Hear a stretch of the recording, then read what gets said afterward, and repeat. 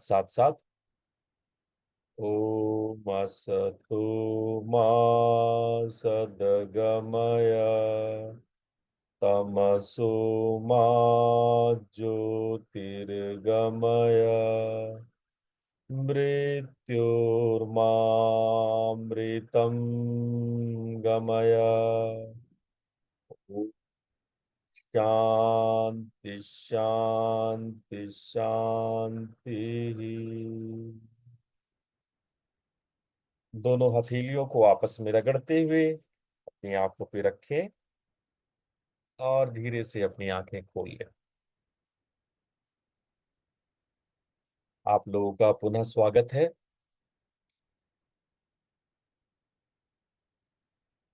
हम लोग विज्ञान भैरव के 13वें प्रैक्टिस धारणा पर आज फोकस हुए हैं। विज्ञान भैरव तंत्र, जैसा कि आप लोग जानते हो कि भैरव के जिस स्वरूप का इस शास्त्र में वर्णन है वो विज्ञान रूप चेतन रूप है। हमने आपको 64 प्रकार के भैरवों के बारे में बताया था। हमने आपको तंत्र के विषय में बताया था कि तंत्र क्या है, तंत्र के आचार के बारे में बताया था, और जो हमारे सनातन पंथ हैं, शैव तंत्र, शाक्त तंत्र, वैष्णव तंत्र, गणपत्य तंत्र और सौर्य तंत्र के विषय में हमने आपको बताया था। इन सभी के हमने आपको शास्त्रों के विषय में बताया था, और उसके बाद मैंने शैव आगम तंत्र में 10 शिवागम, 18 रुद्रागम और 64 भैरवागम के बारे में बताया था। इन्हीं 64 भैरव आगम के रूप में विज्ञान भैरव को हम आप लोग के सामने व्याख्या कर रहे हैं। हमने आपको यामल और डामर शास्त्रों के बारे में भी बताया था, और काश्मीर शैव के त्रिक संप्रदाय के बारे में हमने बताया था। ये विज्ञान भैरव जो भगवान शिव और भगवती पार्वती का संवाद है, जिसमें भगवान शिव नाना प्रकार के साधना के द्वारा उनके स्वरूप को पार्वती को बताते हैं, क्योंकि पार्वती ने पूछा था कि आपका स्वरूप क्या है भगवान, और अपने स्वरूप के बारे में बताते हुए भगवान शिव भैरव के बारे में बताते हैं, और भैरव को बताते हुए वो धारणा बताते हैं कि कौन कौन से धारणा करने से आप शिवत्व को प्राप्त हो सकते हैं। आप स्क्रीन की तरफ देखें। आ शुरुआत की जो 3 साधनाएं हैं वो ब्रेथ के ऊपर, श्वास के ऊपर है। यदि आपको याद हो तो मैंने आप लोग को सिखाया था ब्रेथ इंटरवल्स पे, हृदय दोदशांत पे और कुंभक और स्तंभन के बारे में। इसके पश्चात मैंने जो आरोहण अवरोहण से संबंधित साधना थी, मूलाधार से द्वादशांत, चक्र परिपथ को लाइटनिंग करना, चक्र और मातृका के प्रयोगों को आपको मैंने बताया था। और जो मैं पिछले कुछ दिनों से आप लोग को करा रहा हूं, जो चक्रों की धारणा है, जिसमें मैंने भ्रूमध्य की धारणा, जो 7वां धारणा था, शून्य चक्र या पंचक धारणा, यानी सभी चक्रों को, 5 चक्रों को एक साथ देखना, इसके अलावे अलग अलग चक्रों पर शून्य पर धारणा, आज्ञा चक्र का विशेष धारणा, और पिछले सेशन में मैंने सुषुम्ना धारणा बताया था, षणमुखी मुद्रा बताया था, हृदय ज्योति मुद्रा बताया था। ये 3 मुद्राएं हैं, षणमुखी मुद्रा, हृदय ज्योति मुद्रा और इंद्रिय तीता मुद्रा। आज जो 14वां प्रैक्टिस आपने किया है उसको इंद्रिय तीता मुद्रा कहते हैं। क्यों? कि हम लोग इंद्रियों को सेंसलेस बनाते हैं, अपने आप को शव की तरह, एक मुर्दा की तरह मानते हुए, सभी इंद्रियों को अंधा बहरा करते हुए जड़वत हो जाते हैं। उस जड़वत में जब हम अपने प्राण को चींटी के चलने की भांति रेंगते हुए मूलाधार से सहस्रार की ओर ले जाते हैं, तो उस अभ्यास को, उस मुद्रा को इंद्रियातीता मुद्रा कहते हैं। तो इस प्रकार से आज हम लोग 14 धारणाओं को पूर्ण किए। 14 प्रकार की धारणाएं जो हम सब ने सीखा है। इस विषय में यदि किसी को कोई सवाल है, कोई पूछना चाहता है, तो आप पूछ सकते हैं। इन 14 धारणाओं के विषय में जो हमने पिछले 2-3 महीनों में कराया है, इस विषय में किसी को कोई सवाल है, कुछ पूछना है, तो आप पूछ सकते हैं। हाँ अर्पण जी, पूछिए।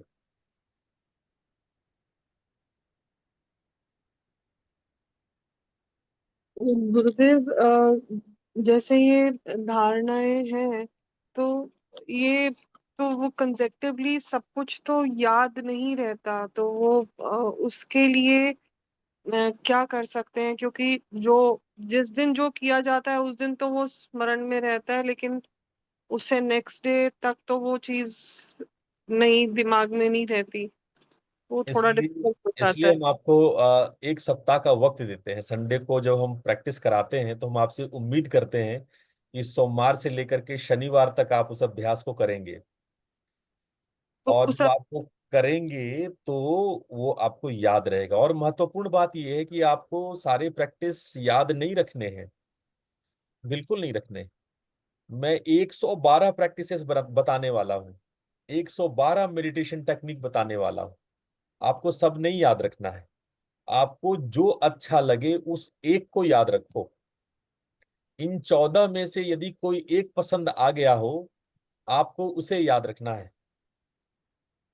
एक भी धारणा आपको पूर्ण करने करा सकता है, एक भी धारणा आपको शिव अवस्था, भैरव अवस्था को प्राप्त करा सकता है।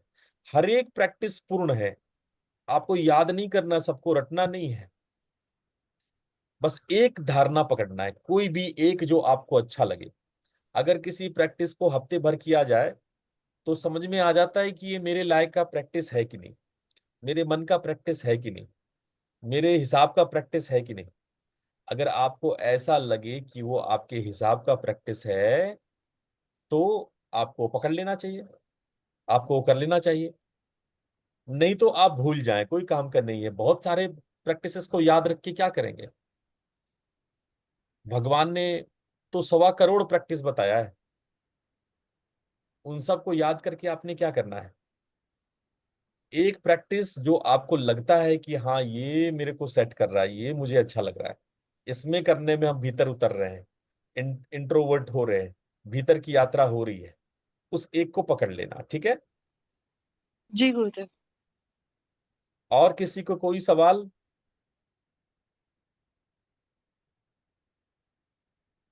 कोई प्रश्न पूछना चाहता हो किसी भी धारणा के विषय में? हाँ प्रशांत जी, पूछें। प्रणाम गुरुजी। अ, प्रणाम। मेरा एक क्वेश्चन था गुरुजी कि जब हम विशुद्धि पर आज्ञा चक्र जाते हैं तो हम्म। विशुद्धि का कलर भी विजुअलाइज एज ब्लू एकदम। तो आज्ञा चक्र का क्या कलर है? और फिर सहस्र सहस्र शायद लाइट होगा। विशु आज्ञा चक्र का क्या कलर और क्या साउंड, उसमें मंत्र क्या है? ठीक है। आज्ञा चक्र का कलर चमकीला सफेद रंग का है। अच्छा। ठीक है। जी जी। वही बिंदु का कलर डार्क है, बिल्कुल डार्क टू डार्क है। और सहस्रार को हम लोग सूर्य के समान मानते हैं। ठीक है। रही बात अच्छा। मंत्रों की, मंत्रों को आप जानते हैं। जी चक्र के बीजाक्षर हैं लम मूलाधार के, वम सहस्रार के, रंग मणिपुर के, यंग अनाहत का, जी हम विशुद्धि का, जी ओम, ओम जो है वो आज्ञा जी। का है। ठीक है। अंग बिंदु का है। अंग, अंग से अंगूर, अंशुवार होता है ना, अंग अंग, अंग जी होता है जी बिंदु का। और जी सहस्त्रार का कोई बीज नहीं होता है, लेकिन हम लोग उसको जी यानी जब अंग जैसे हम लोग वोवेल में पढ़ते हैं ना, आ ई यू करके अंग अह से हम लोग जी सहस्रार को बीज करते हैं। तो अंग लेकिन याद रखना, सहस्रार का बीज नहीं है, वो विसर्ग है। विसर्ग का मतलब होता है प्राण का उत्सर्जन, प्राण का बाहर आना। इसीलिए अच्छा कई बार हम लोग बिंदु को भी कहते हैं बिंदु विसर्ग, यानी बिंदु और सहस्रार को एक साथ बोलते हैं बिंदु विसर्ग। जहां से बिंदु का विसर्ग हो, जहां से बिंदु ड्रॉपलेट की तरह नीचे बहती हो, इसलिए हम लोग कई बार बिंदु विसर्ग भी बोलते हैं। ठीक है। लेकिन आपने बीज पूछा, तो बीज उसका विसर्ग हो सकता है, क्योंकि प्राण का वो स्रोत है। प्राण वहां से विसर्ग होता है, वहां से ड्रॉप होता है, गिरता है नीचे, इसलिए उसको विसर्ग कहा जाता है। और हमारे वोवेल में दो बिंदी होता है ना, जी जी अ, उसको हम लोग विसर्ग कहते हैं। ठीक है। तो वो शब्द है सहस्त्रार के लिए, लेकिन वो उसका बीज नहीं है, याद रखना। ठीक है। धन्यवाद गुरु, हाँ। धन्यवाद। और किसी को कोई प्रश्न पूछना है?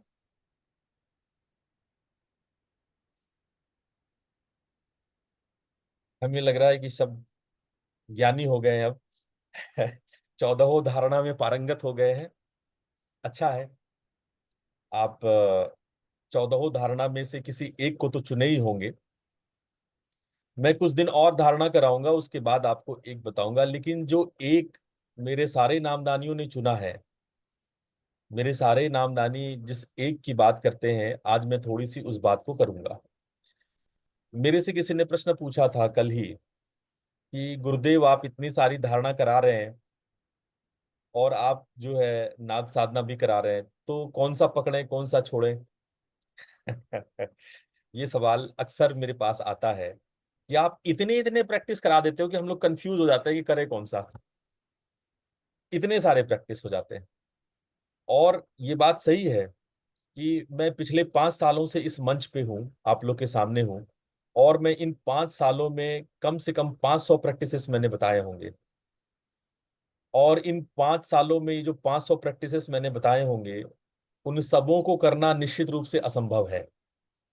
तो आप अपने हिसाब से कोई एक जो आपको पसंद है, जैसे आप किसी दुकानदार के पास जाते हो, कहते हो कि भाई कपड़े दिखाओ, और वो आपके सामने भांति भांति के कपड़े दिखाते हैं, लेकिन एक कपड़ा आपको पसंद आ जाता है और आप कहते हो कि साहब हमको यही कपड़ा चाहिए। वैसे ही मैं कपड़े का दुकानदार हूँ। ठीक है। और मैं भांति भांति के कपड़े, बनारसी साड़ियां, लखनवी पजामे, दिल्ली के टी शर्ट्स सब दिखाता हूं आपको। ठीक है।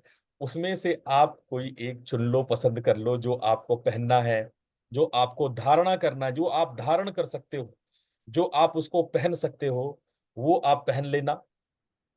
वो आपको जो सूट करे, साइज से, कलर से, टेक्सचर से, सबके अपने अलग अलग वो होते हैं ना, स्वाद होते हैं।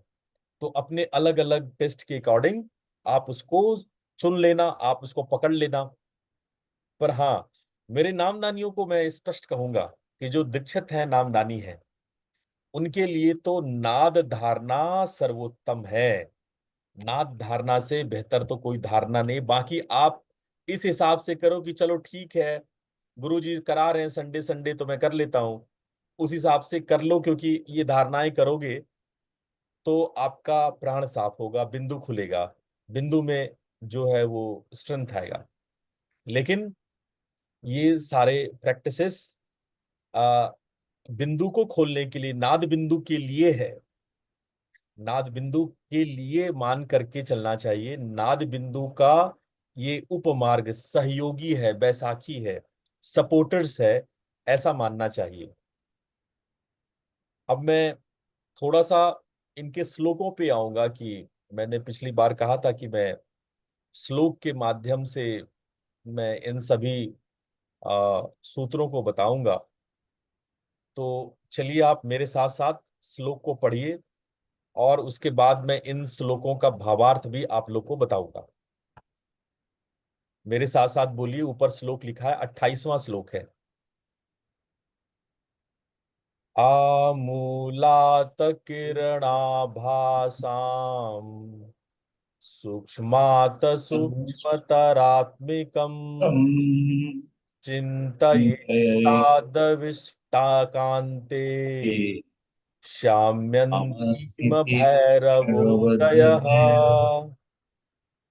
इसका मतलब होता है कि जो आपके मूलाधार से जो प्रकाश की किरण के रूप में ऊपर उठता है, ये जो हमने मेरुदंड में प्रकाश बताया था ना, ये उसी धारणा के बारे में है। आमूलात किरणाभासम, आमूलात मतलब मूल सहित, मूल से मूलाधार से जो किरण के रूप में प्रकाश निकलता है। ठीक है, आमूला, इसीलिए मूल के साथ आ वर्ड लिखा है, यानी मूलाधार से निकल करके जो ऊपर की ओर जाता है, निकलता रहता है मूलाधार से, आमूलात वहां से निकलता रहता है प्रकाश, इसीलिए आ वर्ड आगे लगा, आमूलात किरणाभासाम, किरण का जो आभास होता है, किरण जो प्रकट हो रहा है ऊपर की तरफ, उसका जो आभास होता है ना। सूक्ष्मात्म सूक्ष्म तरात्मिकम, और वो सूक्ष्म से भी सूक्ष्म स्वरूप वाली है। वो इतना सूक्ष्म है, इतना सूक्ष्म है कि वो प्रकाश में विलीन होते ही आपके भीतर की शक्तियां जगने लगती है। आपके भीतर जो है वो प्राण शक्ति जागृत होने लगती है। ठीक है, चिंतयेत ताम दुष्ट कांते शाम्यंतीम, यानी कि उसको आपको द्वादशांत, द्वादशांत मैंने बताया था, यदि आप कंठ को केंद्र मानते हैं तो द्वादश आपका सहस्रार होता है, दूसरा द्वादश आपका हृदय होता है। तो चूंकि कंठ को केंद्र माना गया है, विद्या कंठ विद्या का केंद्र है, विशुद्धि का केंद्र है, आकाश तत्व है। यहीं पर, यहां से ऊपर जो है वो दिव्य लोक है, यहां से नीचे मनुष्य लोक है। ये जो कंठ है ये एक्सेस होता है, इस एक्सेस से नीचे के जो 5 चक्र होते हैं वो हमारे मनुष्य के जो क्षमताओं या शक्तियों या पर्सनालिटी के अकॉर्डिंग होता है। और यहाँ से जो ऊपर जितने चक्र हैं वो चक्र दैवीय है, जो हमारे अंदर दिव्यता लाते हैं। तो कंठ से ऊपर 12 अंगुल और नीचे 12 अंगुल, अगर हम अब 12 अंगुल डालेंगे तो ये आ जाएगा सहस्रार, और कंठ से 12 अंगुल नीचे आ जाएगा तो आ जाएगा अनाहत चक्र।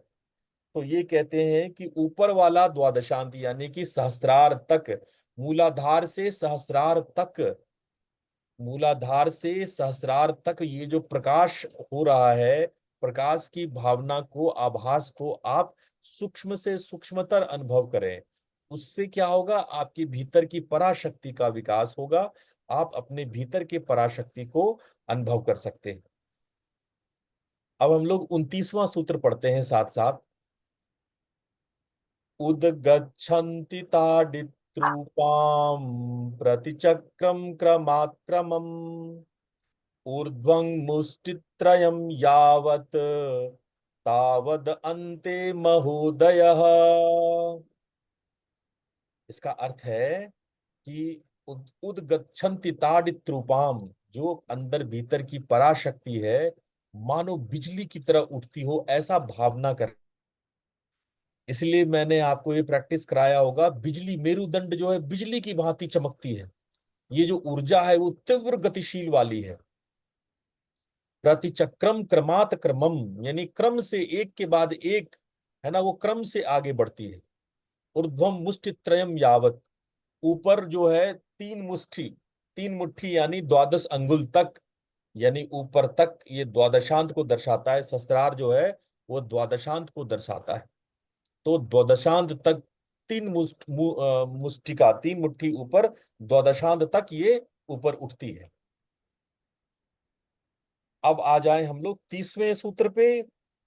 मेरे साथ ये 30वां सूत्र बोलेंगे, सभी लोग बोले मेरे साथ साथ, है ना।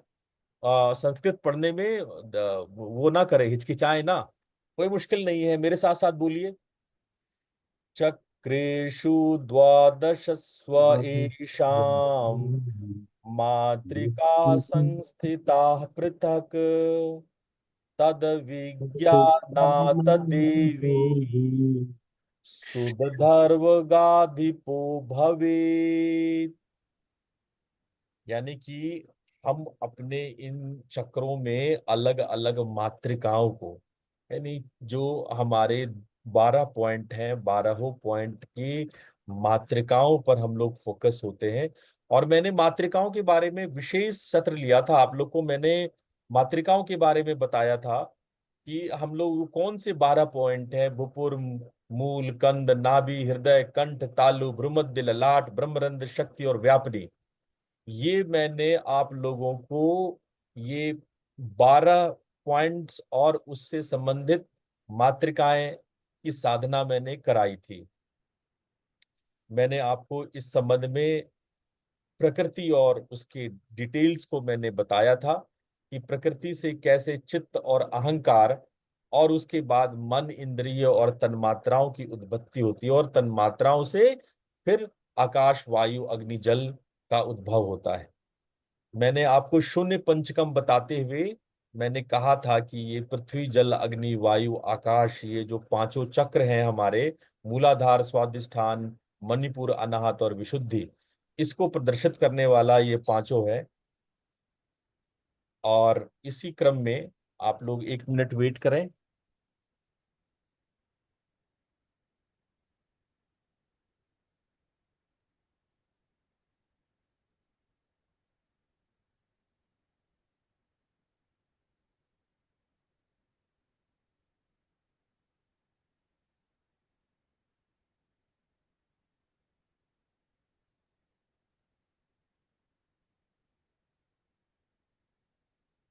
इसी क्रम में मैंने आप लोगों को ये सारे प्रैक्टिसेस बताए थे। अब ये देखिए, आ 31वां श्लोक आप मेरे साथ बोलेंगे, मेरे साथ साथ बोले। तया पूर्यासु मूर्धान्तम् भंगाभ्रुक्षेपसे त्वना निर्विकल्पं मनः कृत्वा सर्वोर्ध्वं सर्वगोदकम्। अब इसका अर्थ है कि एक साधक को अपने जो उसके प्राण शक्ति है वो सिर पे ले जा करके भ्रूमध्य में केंद्रित होना है। ये जो मैंने उस दिन आज्ञा चक्र की साधना मैंने बताई थी, भ्रूमध्य की साधना, जो आज्ञा चक्र की धारणा कराई थी, वो यही 31वां श्लोक है। इसी 31वें श्लोक में हम लोग आज्ञा चक्र पर फोकस करते हैं, और ये साधना मैंने आपको कराई थी। उसके बाद आइए 32वें श्लोक पे मेरे साथ साथ 32वां श्लोक बोलेंगे। शिखी पक्षे चित्ररूपैर मंडल शून्य पंचकम ध्येयतो नुत्तरे शून्ये प्रवेशो हृदये भवेत्। मैंने इसमें आप लोग को बताया था कि हम अपने पंचभूतों की शून्यता पर ध्यान करते हैं। जो ये पांचों आप इसको महाभूत कह सकते हैं, पांचों जो मनुष्य के जो चक्र हैं, जो मानवीय चक्र हैं, मूलाधार से विशुद्धि तक, इन पर ध्यान करना, इनकी शून्यता पर ध्यान करना। और इनको शून्य कहा गया, इन चक्रों को यहाँ पे शून्य कहा गया है क्योंकि यहाँ पे हमें शून्य का आभास होता है। आप प्रश्न पूछ सकते हैं कि चक्रों को यहाँ पे शून्य को क्यों कहा गया है। क्योंकि जब आप अभ्यास करेंगे तो पहले दिन आपको कोई वहां कमल दल नहीं दिखाई पड़ जाएगा, वहीं पर आपको कोई मंडल नहीं दिखाई पड़ेगा। आपको जिस से आभास होगा वो शून्य है। शून्य में आप अपने अपने पर्सनालिटी के अकॉर्डिंग वहां पर मंडलों को देख पाते हैं। मंडल महत्वपूर्ण नहीं है, वो शून्य महत्वपूर्ण है जो उस स्थान पे है। इसीलिए यहाँ पंच शून्य पंचक की बात कही गई है इस श्लोक में। इसके आगे 33वां श्लोक हम लोग साथ साथ पढ़ेंगे। ईदृशेन क्रमेणैव यत्र कुत्रापि चिन्तना शून्ये कुण्डे परे पात्रे स्वयं लीना वरप्रदा।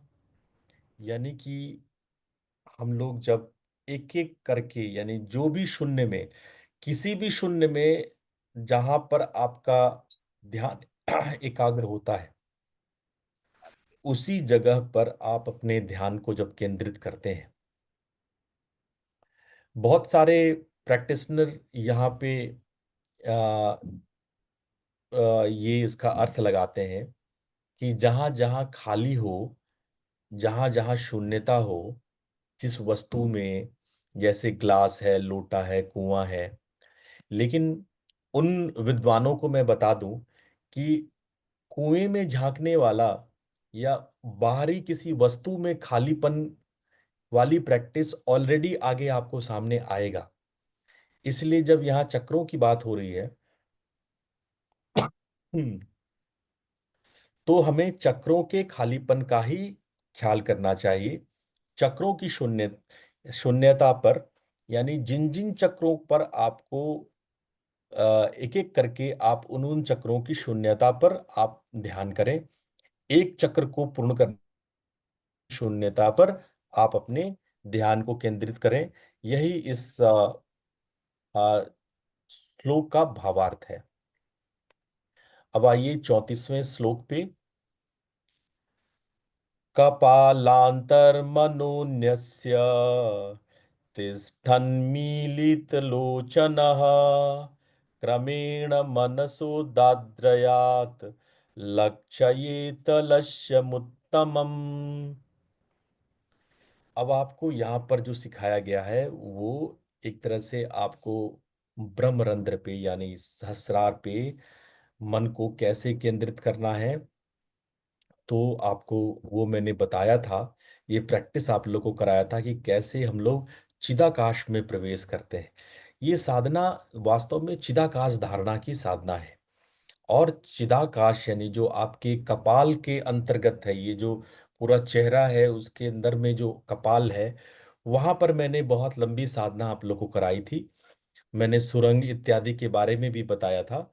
ये सारी प्रैक्टिसेस इसके अंतर्गत आते हैं, जहां आप सर के भीतर ये जो आपके जो रुद्र ग्रंथि है, रुद्र ग्रंथि के भीतर जो आप प्रवेश करते हैं, चिदाकाश में प्रवेश करना, वहां पर साधना करना, और वहां पर और डार्कर बिंदु पर ध्यान करना, ये इसके अंतर्गत आता है। 34वें श्लोक के अंतर्गत आता है। अब हम लोग 35वें श्लोक को पढ़ेंगे। 35वां श्लोक कहता है, मेरे साथ साथ बोलिए। मध्या मध्य संस्था विससूत्राभरूपया ध्यातान्तयोर्मया दिव्या तया देव प्रकाशते। इसमें हम लोग जो प्रैक्टिस करते हैं, ये एक प्रकार से सुषुम्ना नाड़ी में हम लोग अपनी चेतना को धीरे धीरे ऊपर की ओर ले जाते हैं, जो कि हमने आपको प्रैक्टिस कराया था। अगर मैं पिछले स्लाइड्स की ओर जाऊं तो मैं आपको बताऊं कि हमने क्या क्या प्रैक्टिस किया था। ये देखिए, ये वाले प्रैक्टिस में देखिए, हमने भ्रूमध्य धारणा कराया था, शून्य चक्र पंचक धारणा कराया था, फिर चक्र विशेष यानी एक एक चक्रों पर धारणा, एक एक शून्य पे धारणा कराया था, फिर आज्ञा चक्र की धारणा करी थी, फिर हमने सुषुम्ना पे धारणा किया था। यही सुषुम्ना की धारणा जो है, ये यहाँ बताई जा रही है। हम लोग सुषुम्ना पर हम लोगों ने पिछले के पिछले बार प्रैक्टिस किया था। ये 11वीं धारणा है। अब आप आए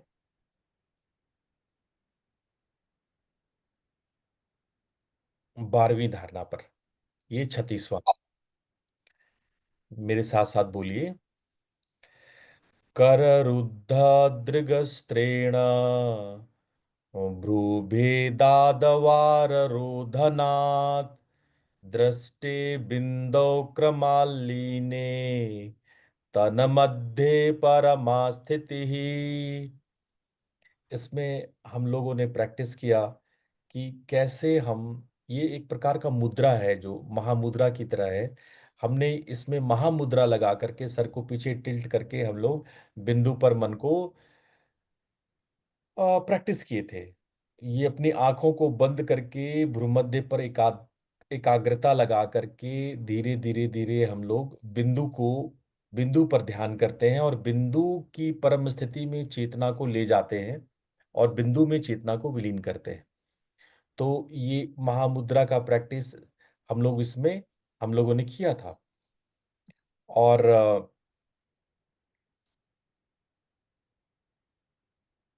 हम लोग इसी क्रम में षणमुखी मुद्रा हम लोगों ने लगाया था। षणमुखी मुद्रा लगाने के पश्चात आज हम लोग जो प्रैक्टिस किए, आज की प्रैक्टिस जो है वो एक तरह से आ, हम अपने पूरे मन को और अपने पूरे भावना को, इंद्रियों को स्थूल करने का प्रयास किए थे। और स्थूल करने के क्रम में ये वाला सूत्र मैंने लिखा नहीं है, मैं अगली बार ये आपका वो सूत्र दिखाऊंगा जिसमें इंद्रियों को स्थिर करते जाते हैं। ठीक है। और इसमें उद्देश्य यही होता है कि हम किसी प्रकार से आ, हम अपनी इंद्रियों को मृतवत करके और हम धीरे धीरे धीरे धीरे चींटियों की तरह रेंगते हुए, ये सूत्र मैं आपको, एक मिस हो गया सूत्र, ये अगली बार मैं आपको दिखा दूंगा।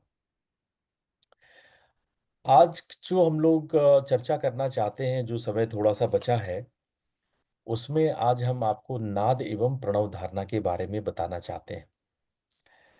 शून्य, जब सब कुछ शून्य था, उसमें से बीज यानी प्रणव का, यानी स्रोत, प्रणव का मतलब होता है स्रोत, बीज, और उसी स्रोत से, उसी सुरत से, स्रोत से नाद का प्रादुर्भाव होता है। तो जहां पहले शून्य था, कुछ नहीं था, और शून्य में बीजाक्षर प्रणव की उत्पत्ति होती है और प्रणव से नाद होता है। यही क्रम है विकास का। हमने पहले भी सृष्टि क्रम में आप लोगों को जब शक्ति सूत्र पढ़ा रहे थे, जब आपको दश महाविद्या पढ़ा रहे थे, तब भी मैंने आपको मातृकाओं के विषय में बताया था कि कैसे शून्य में मातृका, उमा शक्ति से मातृका उत्पन्न होती है और मातृकाओं से नाद की उत्पत्ति होती है। तो ये इसी क्रम में है। नाद कई प्रकार का होता है, हमने नाद के विषय में बताया था कि नाद कितने प्रकार का होता है। तो नाद 3 प्रकार का होता है।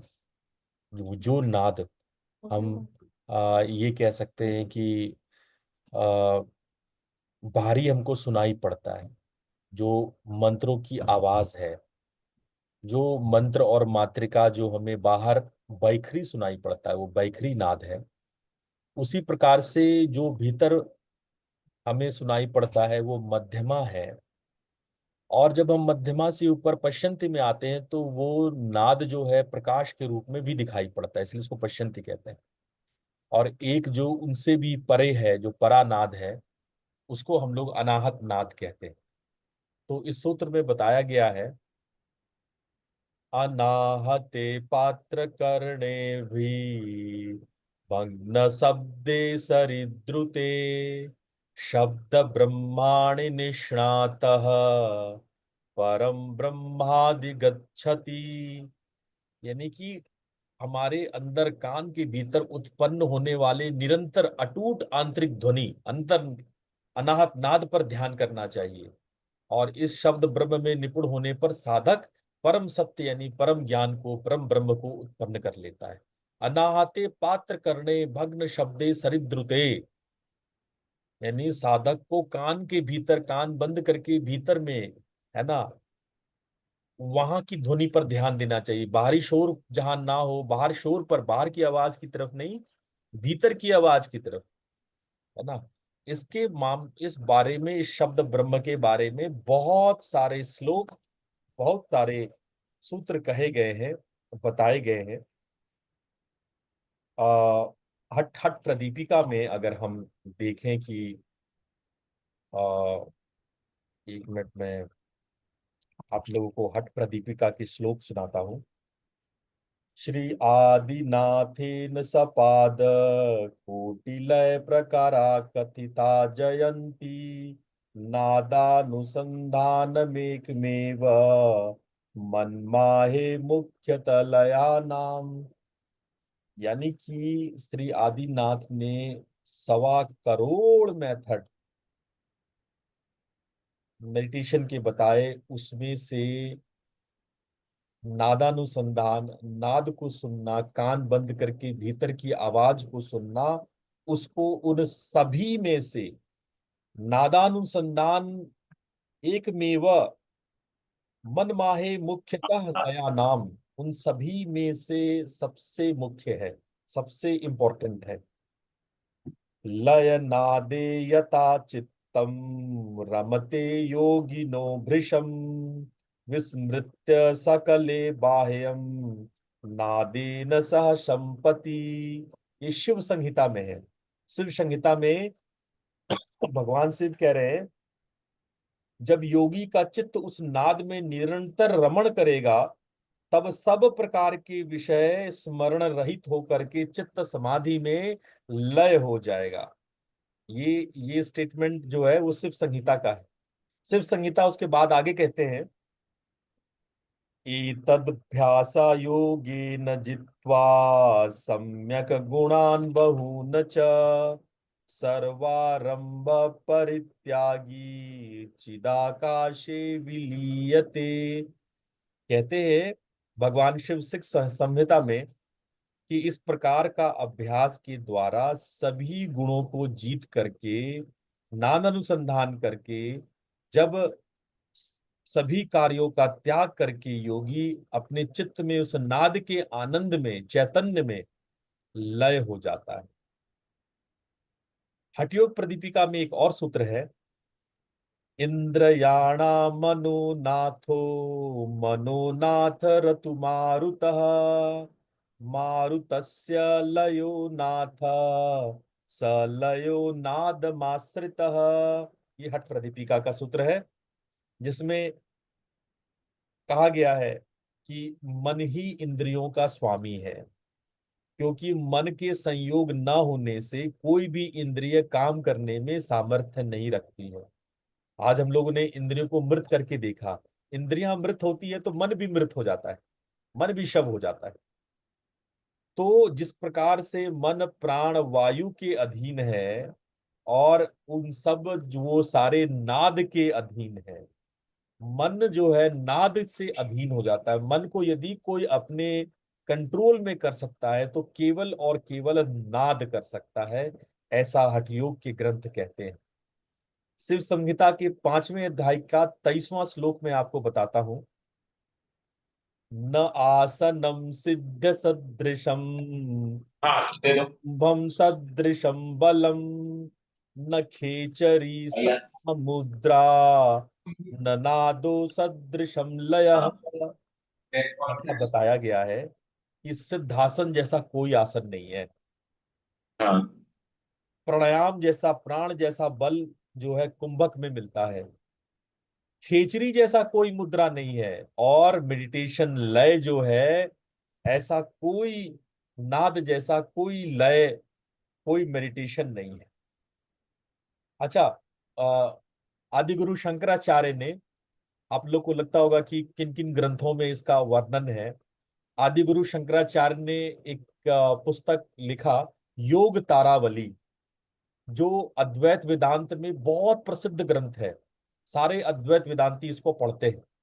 और इसमें उन्होंने क्या लिखा है मैं आपको पढ़ के बताता हूं।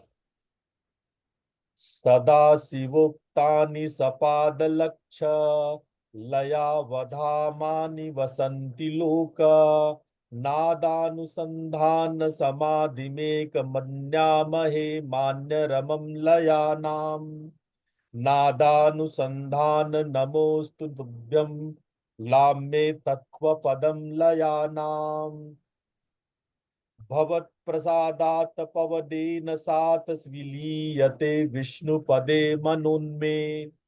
इसका मतलब कि भगवान शिव ने मन को लय करने के जो करोड़ों साधन बताए हैं, उनमें से नादानुसंधान सबसे श्रेष्ठ। ये कौन कह रहे हैं? आदि गुरु शंकराचार्य कह रहे हैं।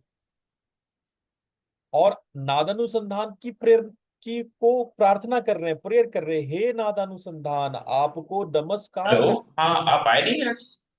ऐसा नमस्ते। ऐसा वो कहते हैं। अच्छा ठीक। यदि किसी का माइक खुला रह गया हो तो मैं आपसे रिक्वेस्ट करूंगा कि उसको आप क्लोज कर लें।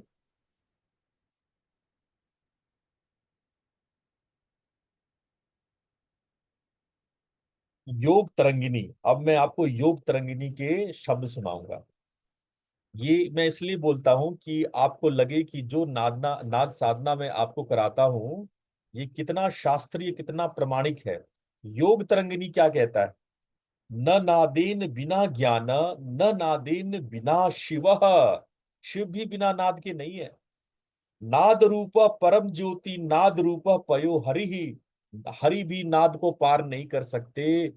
ये नाद की महिमा ऐसी है कि नाद के बिना ज्ञान नहीं होता, नाद के बिना शिव नहीं मिलते, नाद के बिना किसी आत्म ज्योति का दर्शन संभव नहीं है। नाद ही पर ब्रह्म है, ऐसा आपकी किताबों में लिखा है।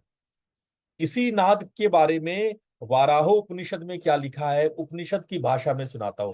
आप कहोगे कुछ उपनिषद सुना दीजिए, कुछ वेद की उक्ति बता दीजिए, तो लो मैं उपनिषद सुनाता हूं। वाराहो उपनिषद में है, सर्व चिंता परित्यज्य सावधानेन चेतसा नाद एवानुसंधेयो योग साम्राज्यमीक्षिता।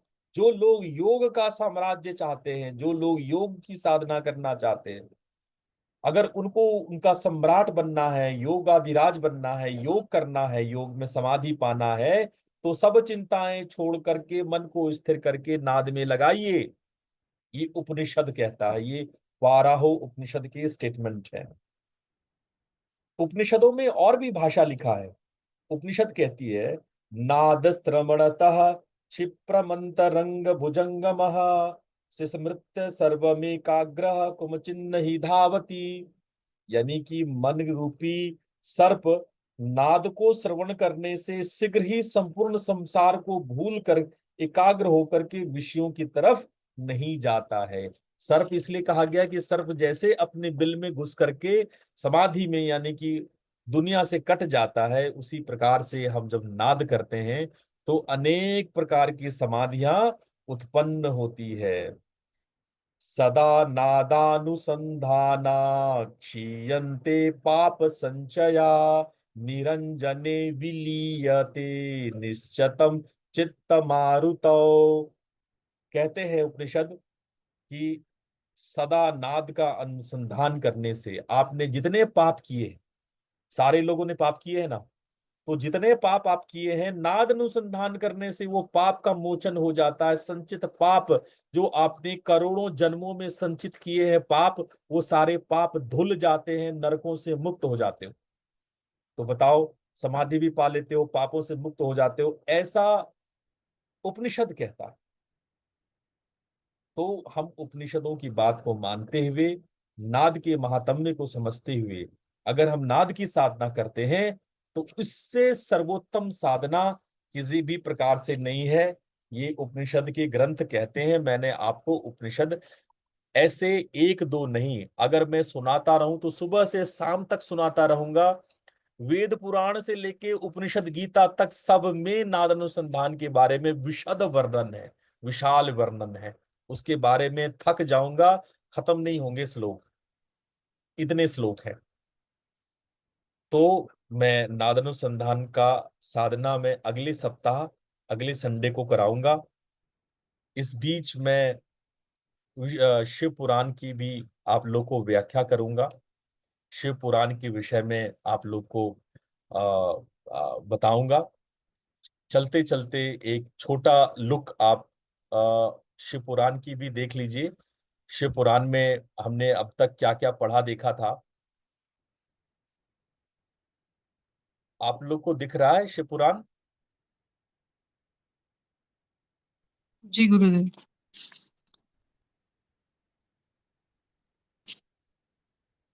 मेरे स्क्रीन पे चूंकि नहीं आ रहा है, मैं एक मिनट फिर से स्क्रीन को सेटल करता हूं।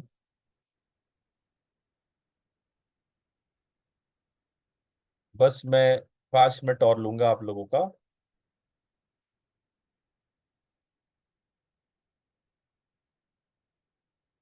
ये स्क्रीन पे आ रहा है अभी? जी गुरु जी जी।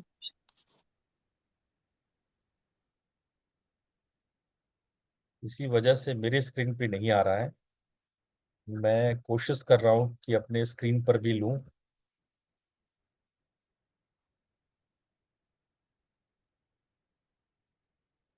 एक मिनट।